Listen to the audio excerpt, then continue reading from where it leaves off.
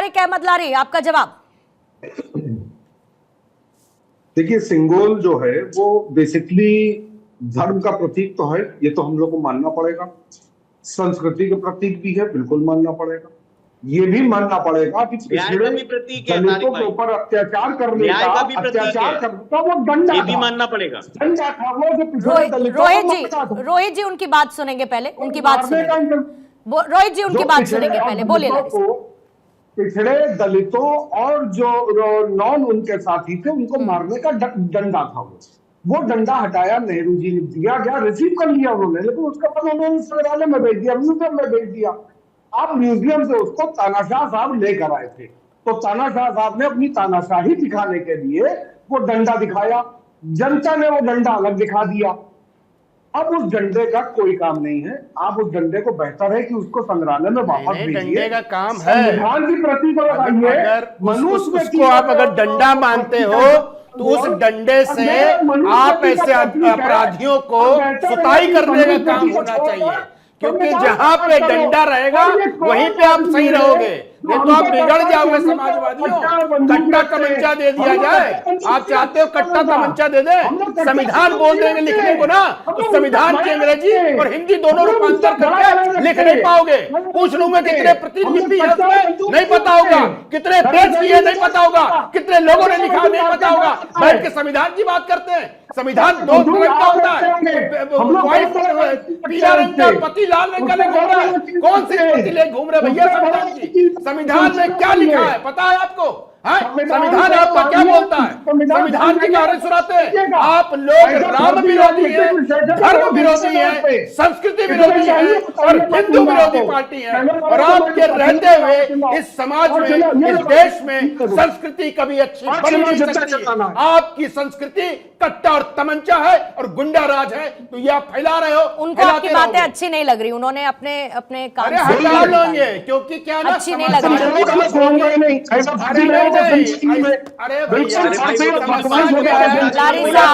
लारी साहब कैसे आप डिबेट का मतलब किस तरीके से आप डिबेट में पार्टिसिपेट कर रहे हैं? समाजवादी पार्टी में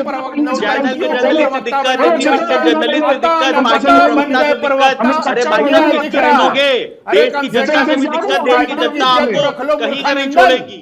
अब की जनता ने आपको मजबूत विपक्ष की भूमिका में भेजा है, ताकि आप मजबूत विपक्ष की भूमिका में जनता ने देख लिया कि आप जब मजबूत विपक्ष की भूमिका में नहीं करोगे तो अगर किसान को सत्ता दे दी तो तब आपकी क्या हालत होती है? आप लोगों का तो मानसिक हो चुका है। अरे डिबेट पे आए क्यों आए हो भाई? मंच थोड़ी ना है कि खाली आप सुनेंगे।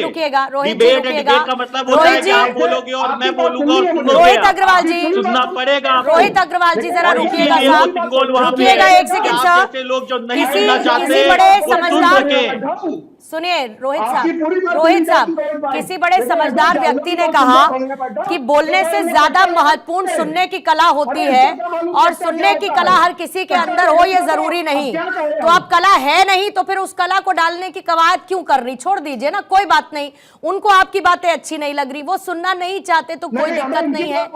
ऋषभ जी आपका जवाब लेती हूँ, अच्छा एक बात बताइए लारी साहब एक बात बताइए। अरे मेरी तो सुन लीजिए, खैर मेरी भी आप सुनना नहीं चाहते वो मुझे पता है, छोड़ दीजिए, लेकिन फिर भी कोशिश करती हूँ। राजगोपालाचारी साहब कौन थे? मैं नहीं जानता कौन थे राजगोपालाचारी साहब? अरे मैं तो जाहिर आदमी हूँ। नहीं, आपने मुझसे कहा, अरे सुनिए ना तारिक अहमद लारी साहब, आपने अभी थोड़ी देर पहले ये कहा कि दे दिया, नेहरू जी ने ले लिया और फिर म्यूजियम में रखवा दिया। बड़े आपको पूरी प्रक्रिया, पूरा प्रोसेस, किसको जिम्मेदारी दी गई, किसने सुझाव दिया, किसने उनको सुझाया, क्या कहा, आपको कुछ नहीं पता, लेकिन आपका साथ चालू रहेगा। आप सुनना नहीं चाहते, लारी साहब बोलते रहिए, आप सुनना नहीं चाहते तो क्या करें बताइए? मैंने आपसे एक सवाल पूछा, राजगोपालाचारी साहब कौन थे? राजगोपालाचारी जी कौन थे? तारिक अहमद लारी, राजगोपालाचारी कौन थे? राजगोपालाचारी कौन थे? अरे आपको अखिलेश भैया नहीं दे पाए, मैं कौन होती हूँ देने वाली? आपको वो नहीं दे पाए। मैं कौन होती हूँ देने वाली, ये बताइए, मैं कौन होती हूँ? अरे सर, इंडिविजुअल मैटर छोड़िए ना, मुद्दों पर बात करिए ना। बैठे हैं तो राजगोपालाचारी बताइए कौन थे, बताइए कौन थे? तारिक अहमद बताइए ना कौन थे राजगोपालाचारी? नहीं बता पाएंगे आप, क्योंकि आप पढ़कर ही नहीं बैठे। सेंगोल पर चर्चा करनी है, सेंगोल पर सियासत करनी है, सेंगोल का अपमान करना है, सनातन का अपमान करना है और समाजवादी होने का ढोंग रचना है। यही डबल स्टैंडर्ड आप लोगों का है।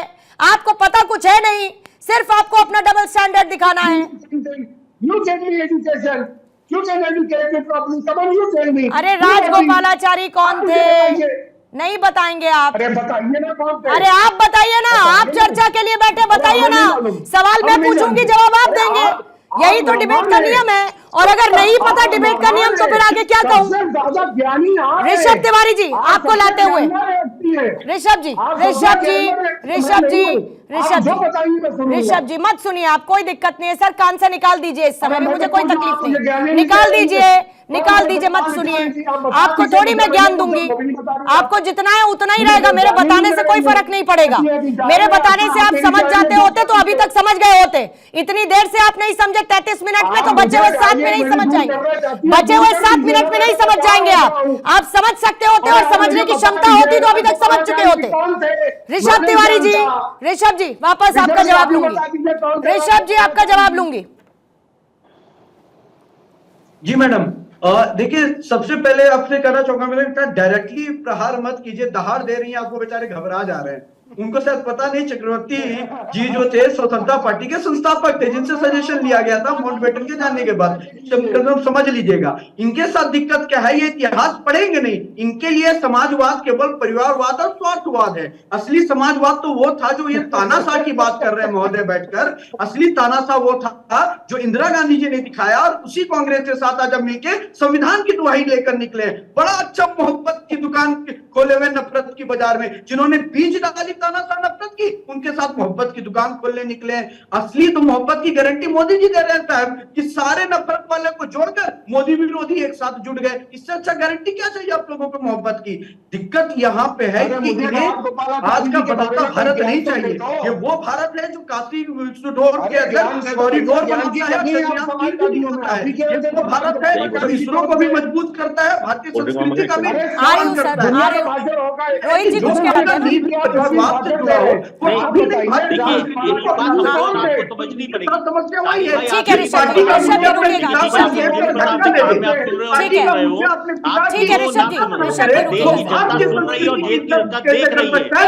एक एक करके रोहित जी, आप किस तरीके से नकारात्मक विपक्ष की भूमिका निभा रहे हो, ये देश की जनता देख भी रही है और सुन भी रही है। क्योंकि देश की जनता ने आपको इसलिए नहीं भेजा था कि आप खकेड़ मचाओ, डिबेट पे खकेड़ मचाओगे, सदन में खकेड़ मचाओगे, रोडों पे खकेड़ मचाओगे। भाई साहब, देश आपका भी है, कम से कम उसका तो सम्मान करो। कम से कम देश की संस्कृति का प्रतीक, न्याय का प्रतीक जो सिंबल है, वो मुद्दा नहीं था, उसको मुद्दा आपने बना दिया, क्योंकि वो तो लग चुका है। और भाई साहब, मैं आपको बता दूं, आपके संस्थापक या आपकी पार्टी के इतने भी बड़े नेताओं को बुला लो, और किसी की हैसियत नहीं है जो सिंगोल को सदन से हटा दे। तो हमारे देश का गौरवशाली इतिहास का प्रतीक है सिंगोल, हमारे देश के गौरव का प्रतीक है सिंगोल, इसलिए कंफ्यूज मत रहिए। न्याय का प्रतीक है सिंगोल, क्योंकि आपको न्याय की भाषा समझ में नहीं आती है। उत्तर प्रदेश में योगी आदित्यनाथ जी ने बुलडोजर से सिखाई है आपको न्याय की भाषा, वैसे ही आज केंद्र में सिंगोल की लाठी आपको न्याय की भाषा सिखाएगी, तब आपको शायद समझ में आए कि न्याय क्या होता है। मेरे मित्र, इतने नकारात्मकता मत दिखाइए, इतना दुख मत प्रकट करिए। जनता आपको पुनः कभी सत्ता में लाने वाली नहीं है, विपक्ष के रूप में ही जनता आपको जीवन भर रखेगी। और 2047 रोहित जी रुकिएगा, रोहित जी रुकिएगा, आपको देखना पड़ेगा। कम से कम गनीमत की बात यह है, कम से कम गनीमत की बात यह है कि इन्होंने सेंगोल को धर्म और संस्कृति का प्रतीक तो माना, पूरी डिबेट के दौरान कम से कम ये एक प्लस पॉइंट जो इनकी तरफ से कहा गया उसको कम से कम दर्शक सुन के खुश हो जाएंगे कि चलिए माना कि ये धर्म और संस्कृति का प्रतीक है, ये एटलीस्ट मान लिया। ऋषभ तिवारी जी आपसे जवाब लूंगी, लेकिन थोड़ा सा समय दीजिएगा जरा मुझे। अजय अरोड़ा जी आपके पास आते हुए मैं ये समझना चाहती हूँ कि ये कॉन्ट्रडिक्शन क्यों है और ये अचानक से सेंगोल का मुद्दा क्यों उठाया गया। आपसे डिस्कस किया था पहले कि हम सेंगोल को लेकर बयान देने वाले हैं, या बस दे दिया गया, अब गाड़ी निकल गई है पटरी से तो बस जैसे तैसे उसका एक्सीडेंट ना हो ये कोशिश करनी है? पूर्णिमा, ऐसी बात नहीं है, ना तो गाड़ी निकली, ना एक्सीडेंट होगा, ना स्पीड ब्रेकर आएंगे। जहाँ तक सिंगोल की बात हुई, हमारा मानना है, हमारी एक सलाह है, संस्कृति का प्रतीक है, किसको राजा सलाह का है? डंडा है। किसको सलाह है? एक मिनट सलाह किसको है ये तो बताइए। वो राजा सलाह का- वाले ले लेंगे ना फिर जिसको सलाह पूर्णिमा है। जी, मैं ये कह रहा हूँ, हाँ। मैं तो भारतीय जनता पार्टी अच्छा, बीजेपी को सलाह केंद्र आपकी, सरकार ठीक को, है। केंद्र हाँ, सरकार को, केंद्र not सरकार बीजेपी, को। केंद्र सरकार को, ठीक है, देश केंद्र के सरकार को। प्रधानमंत्री, हाँ। माननीय प्रधानमंत्री, हाँ। एक छोटा सा निवेदन है, एक सलाह है, अगर संविधान की प्रति लग जाए, अगर पुराने आगे टाइम में राजतंत्र की बात होती थी, अब लोकतंत्र की बात हो रही है, तो हम आज के बाद से प्रधानमंत्री से हाथ जोड़ के निवेदन करते हैं, इस पे थोड़ा मंथन करें, थोड़ा चिंतन करें, धर्म से राजनीति ना करें, हमें बांटना नहीं है। अगर हम कुशल विपक्ष हैं, अच्छा, और हम समाजवादी पार्टी को तरह कोई सलाह आपकी तरफ से? नहीं, हम साथ हैं उनके, साथ हैं समाजवादी आप? पार्टी के बिल्कुल ठीक। साथ हैं हम ठीक है। हम बिल्कुल साथ हैं, बिल्कुल अलग नहीं है। हाँ। और जो उन्होंने कहा, हम ये जरूर कहेंगे कि संविधान सर्वोप्रिय है, इस देश का संविधान तो ये किसने हमारा बदला? ग्रंथ ये है, तो किसी ने हमारी बोला ही नहीं गीता, ना। हमारी देश तो संविधान महाभारत, से चलेगा, ये तो तय है हमारी ना। गीता, इसमें- हमारी इसमें बाइबल, खिचड़ी किसने बनाई ये हमारी बताइए? बाइबल, इसमें हमारा खिचड़ी किसने कुरान, बनाई? हमारी संजय गीता, राणा सब जी। कुछ यही है, सब कुछ संजय यही राणा है, जी, किसने हमारा खिचड़ी संविधान। किसने खिचड़ी बनाई और सीटी लगा दी इसमें? मैं ये कह रही हूँ कि आप जब तक ये बातें नहीं करेंगे ध्रुवीकरण नहीं होगा ना। सीधी सी बात ये है, खुलकर बोले कि हमको ध्रुवीकरण करना है और इसीलिए बीच बीच में इस तरीके का सुर्रा छेड़ते रहेंगे हम। देखिए पूर्णिमा जी, समस्या यही है कि 20% वोट के लिए ही काम किया जा रहा है। ये चालू ही होते 20% के लिए, जीते भी 20% के लिए और मरते भी 20% के लिए। ये बताइए, सेंगोल हमारी संस्कृति का एक भाग है, हमारा अंग है उसको, और अपनी संस्कृति को आप कैसे भूल सकते हैं? और संस्कृति को भूलने वाला देश नहीं रहता, वो खत्म हो जाता है, उसकी संस्कृति खत्म हो जाती है। मैं बोल ले लीजिए। जहां तक सेंगोल की चर्चा हो रही थी, उस व्यक्ति को यही नहीं पता है राजतंत्र, प्रजातंत्र प्रोसेस क्या है। अब समाजवादी पार्टी साहब ने बहुत बड़ा प्रश्न पूछे, राजगोपालाचारी जी कौन थे, उनको यही नहीं पता है, वो व्यक्ति प्रवक्ता बना हुआ है। तो ऐसे व्यक्तियों से ऐसे विचार विमर्श करने से कोई लाभ नहीं है। जहां तक बात हो रही थी कि भाई इसको मुद्दा बनाए किस, भाई मुद्दा है का विपक्ष के लिए, मैं रोहित भाई से एग्री हूं, मुद्दा है नहीं। अगर मुद्दा है तो आप उठाइए मुद्दे को। समस्या क्या है, जो 33% अंक नहीं आते तो उसके अचानक 33% अंक आ गए तो सोचने लगा मैं तो टॉपर हो गया हूं। अरे भैया, तुम तो फेल हो रहे थे पिछले 40 एग्जाम में, फेल होने के 33% तुम्हारे अंक आ गए, तुम उछलने लगे हो। आप ये देखिए कि भाई एक पार्टी 240 सीट पाई है, तुम 99 पाए हो, दूसरी पार्टी 37 पाई है। नो डाउट वो मंथन कर रहे हैं, काम कर रहे हैं। आप जनता के लिए काम लेके जाओ। आप हिंदू विरोधी क्यों हो जाते हो? आपको हिंदू संस्कृति से इतना विरोध क्या है? आपको हिंदू धर्म से इतना विरोध क्यों है? आपको उसके कल्चर से इतना विरोध क्यों है? आपको क्या चाहते हो? क्या सब लोग टोपी लगा के बैठ जाएं? टीवी डिबेट में भी टोपी लगा ले। बोल रहे थे हमारे मित्र, प्रजातंत्र खतरे में। कौन सा प्रजातंत्र खतरे में? अगर खतरे में होता आप यहां पे बैठ के टीवी बोल नहीं पाते। एक एग्जाम्पल देता हूं, नेहरू जी ने एक जो शायर हुआ करते मजदूर सुल्तानपुरी, सिर्फ हिटलर बोल दिया था, उसकी 1 साल के लिए जेल भिजवा दिया था। एक थे हिंदुस्तान टाइम्स के एडिटर दुर्गा प्रसाद जी, सिर्फ उन्होंने क्रिटिक्स लिख दिया था, उनकी नौकरी चली गई थी।